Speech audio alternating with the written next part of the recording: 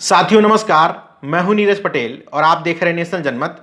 हिंदुओं को अप्रत्यक्ष डर का खौफ दिखाने वाले लोग जो चिल्लाते हैं हिंदू खतरे में हैं, हिंदू जाग गया है, गर्व से कहो हम हिंदू हैं, हिंदुओं का हिंदुस्तान, जय श्री राम, तमाम सारे इस तरह के नारे लगाने वाले लोग इतनी छोटी मानसिकता के हैं कि इन्होंने भाषा को भी धार्मिक आधार पर बांट करके रख दिया है। यही वजह है कि जब उर्दू की बात होती है तो इस जबान को वो कहते हैं कि मुस्लिमों की यानी कि इस्लाम के लिए बोलने वाली है। तो कम से कम एक भाषा तो ऐसी बने रहने देते, तुम्हारी जैसी छोटी सोच के लोग, जिस भाषा को हिंदुओं की भाषा कहा जाए। लेकिन चूंकि तुम्हारा टारगेट धर्म नहीं है, पिछड़े और दलित लोग हैं। ये मैंने उस समय भी कहा था जब बीएचयू में फिरोज खान के संस्कृत पढ़ाने का विरोध हो रहा था। उस समय भी मैंने कहा था कि इनका टारगेट धर्म नहीं है बल्कि पिछड़े और दलित समाज के लोग हैं। इस बात को मैं प्रूफ करूंगा, लेकिन पहले ये समझ लीजिए कि इन्होंने कहा कि फिरोज खान मुस्लिम हैं इसलिए संस्कृत नहीं पढ़ा सकते, उन्होंने वेदों का अध्ययन नहीं किया है। इसके बाद बीएचयू में ही संस्कृत के असिस्टेंट प्रोफेसर शांतिलाल साल्वी के ऊपर जानलेवा हमला करने की कोशिश की गई। उनको कहा गया मारो साले को, पीटो साले को, ये चमार संस्कृत पढ़ाने कहां आ गया। ये मैं नहीं कह रहा हूं, उन्हीं के शब्दों में सुन लीजिए। 10 कदम जैसे ही हम और आगे बढ़े तो कहने लगे कि मारो साले को, पीटो साले को, चमार कहाँ से आए हैं। इस तरह से अपशब्द, जाति सूचक अपशब्द बोले और हमारे पीछे। अब इसी छोटी और जातिगत मानसिकता के दम्भ में भरे लोग संस्कृत को केवल ब्राह्मणों की भाषा बना के रख देना चाहते हैं। एक उदाहरण बताता हूं। डॉक्टर सत्येंद्र यादव संपूर्णानंद संस्कृत विश्वविद्यालय में प्रोफेसर बने हैं वेद विभाग में, अथर्ववेद पढ़ाने के लिए। अब इन पर सवाल उठा दिए गए हैं। तो सवाल यही उठता है कि अगर आपको यह तकलीफ है कि संस्कृत भाषा मुस्लिम नहीं पढ़ाएगा, तो आप उसी विभाग में एक दलित प्रोफेसर शांतिलाल साल्वी का क्यों विरोध कर रहे हैं? पिछड़े वर्ग के प्रोफेसर डॉक्टर सत्येंद्र यादव का विरोध क्यों कर रहे हैं? इसका मतलब कि आपको धर्म से तकलीफ नहीं है। पिछड़े और दलित वर्ग के साथ ही साथ आप ये जताना चाहते हैं कि संस्कृत भाषा केवल ब्राह्मणों के पढ़ने योग्य है। इसमें मैं एक सुझाव देना यह चाहता हूं कि अगर भाषा के आधार पर ये इसी तरीके से जातियों को बांटना चाहते हैं तो तय कर दिया जाए कि ब्राह्मण समाज का व्यक्ति केवल संस्कृत पढ़ाएगा और बाकी जो जातियां हैं वो बकाया जो विषय हैं, मैथ्स, फिजिक्स, भूगोल, कोई भी विषय हो, वो सारे लोग पढ़ाएंगे।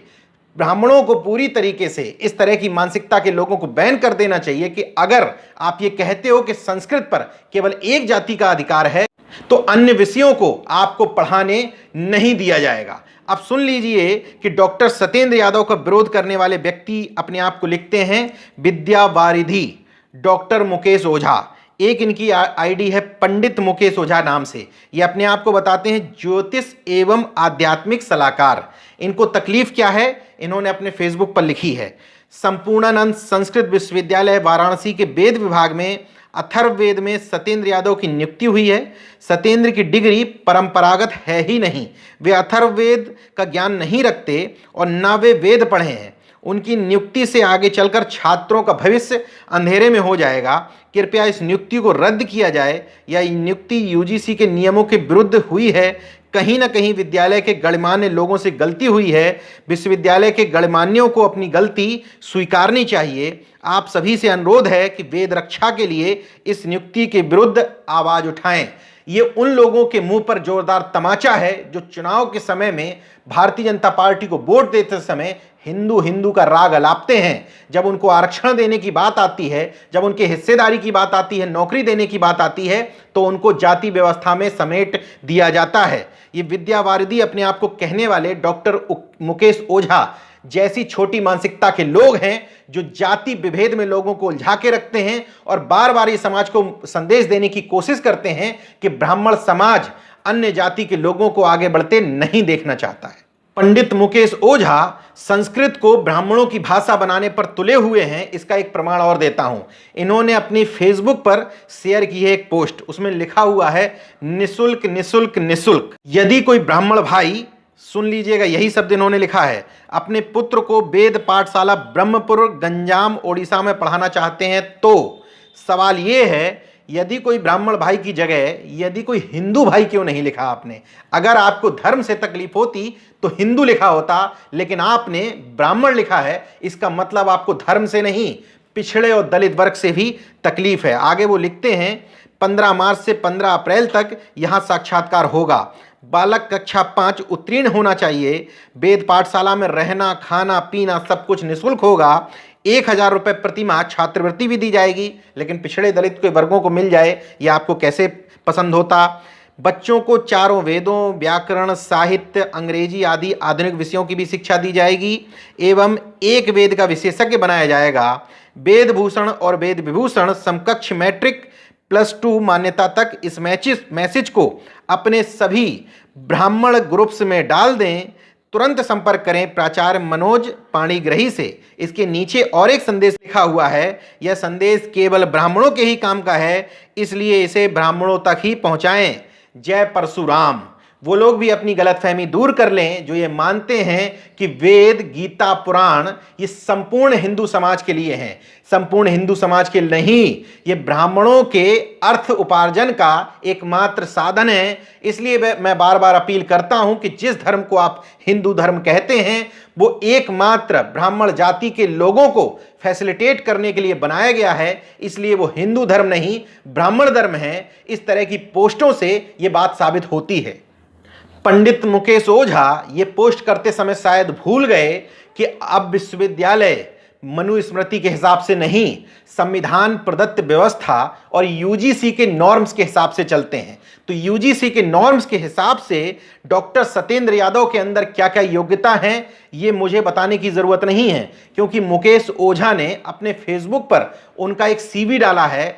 हमें बताने से पहले वो सीवी खुद देख लेते कि आखिर डॉक्टर सत्येंद्र यादव ने अध्ययन क्या क्या किया है। आप लोगों को भी बता देता हूं, इन्होंने बीए ऑनर्स किया है बीएचयू से, वो भी संस्कृत साहित्य में 71% अंकों के साथ। एमए किया है बीएचयू से ही संस्कृत में, जिसमें वेद स्पेशलाइजेशन था इनका, ये भी तकरीबन 72%।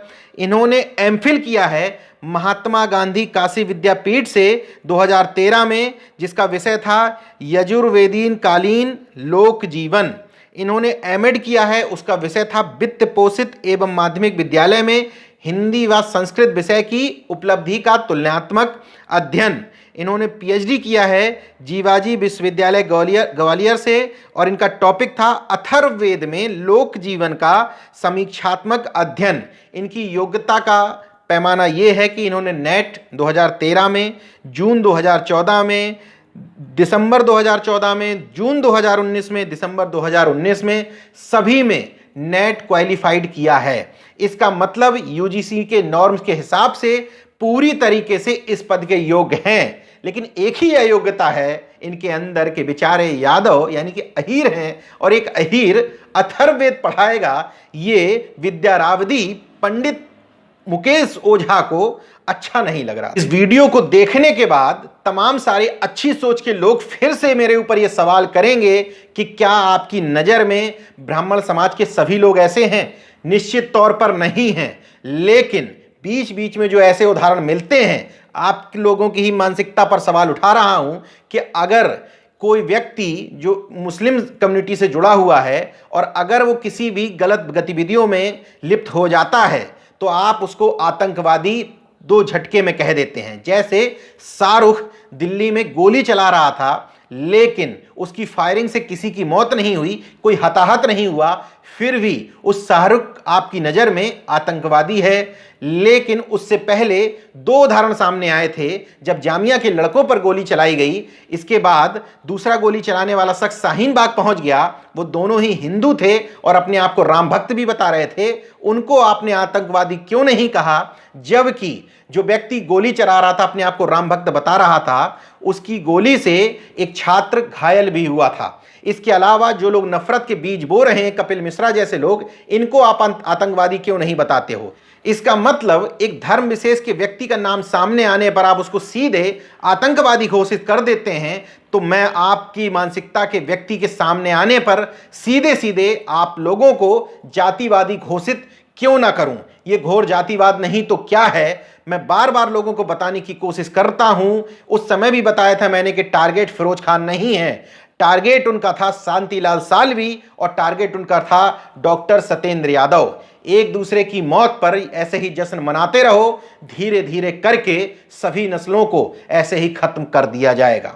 देखते रहिए नेशनल जनमत, जागरूक और सजग बने रहिए। जय विज्ञान, जय संविधान, जय लोकतंत्र। धन्यवाद। तो अगर आपने मेरा YouTube चैनल सब्सक्राइब नहीं किया तो प्लीज़ सब्सक्राइब कर लें और उस बेल आइकन पर जरूर क्लिक करें, जिससे जो मेरे न्यू